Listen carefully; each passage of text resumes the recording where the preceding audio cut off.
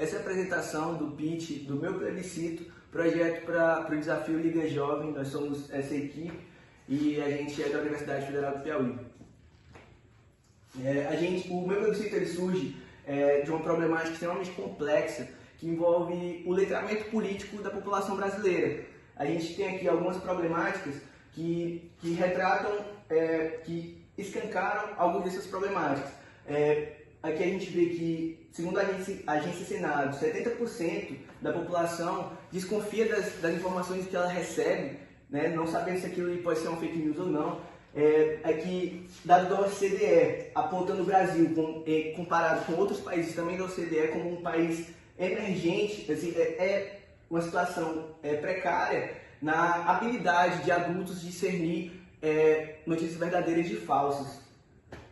Aqui a gente tem também que depois de um ano, o brasileiro, após a eleição, um ano após a eleição, não consegue discernir quem foi que ele votou, tirando, né, o poder executivo, né, apontando a problemática de como o brasileiro se torna distante da política. E aqui algumas mídias de comunicação que o brasileiro utiliza mais para se politizar.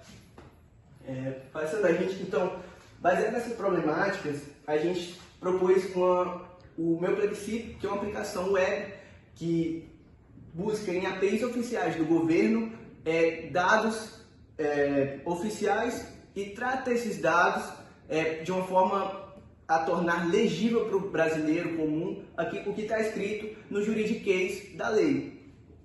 Então, o meu plebiscito ele funciona puxando essas APIs e dessas APIs formando algumas funcionalidades, como, por exemplo, adaptação de linguagem do juridiquês, acompanhamento do projeto de lei, votações em tempo real, utilizando de dados oficiais. Então pode passar. Aqui a gente elaborou alguns custos a nível de pitch que a gente possa vir a ter com a manutenção do próprio sistema, né? Utilizando as tecnologias que a gente almeja, o custo também de tokens de LLM, que são a tecnologia que a gente vai utilizar para tornar aquele juridiquês da lei mais legível para o brasileiro. Então a gente pensou em alguns planos, né, que são baseados na requisição da nossa API construída pela gente, que vai ser o nosso principal meio de mercado. E a gente também tem potencial, enquanto projeto, de alcançar o B2G, não só o B2B, mas o B2G com o potencial de, à medida que a empresa, o potencial do projeto escalar, a gente alcançar pequenas cidades que não têm o serviço de dados para a população. Então, poder prover esse tipo de serviço para cidades de pequeno porte. E aqui a gente tem alguns protótipos de imagens, de telas que a gente possa utilizar nesse nosso projeto.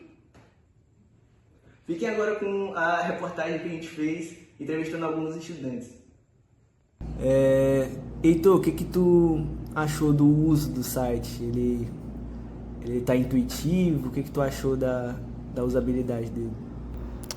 Bom, em relação à usabilidade, eu achei bastante intuitivo, muito fácil, simples de usar. Você pesquisa o nome do deputado, aparece as opções. Eu achei boa a usabilidade, a interface, tudo bem coerente e simples.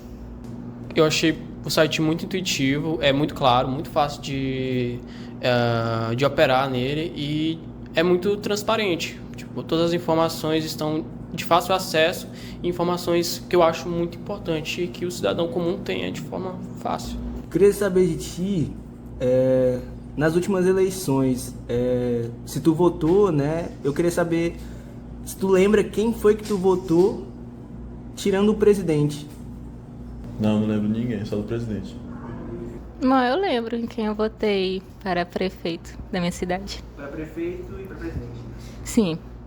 Certo. Só o presidente. Queria saber também dos meios de comunicação.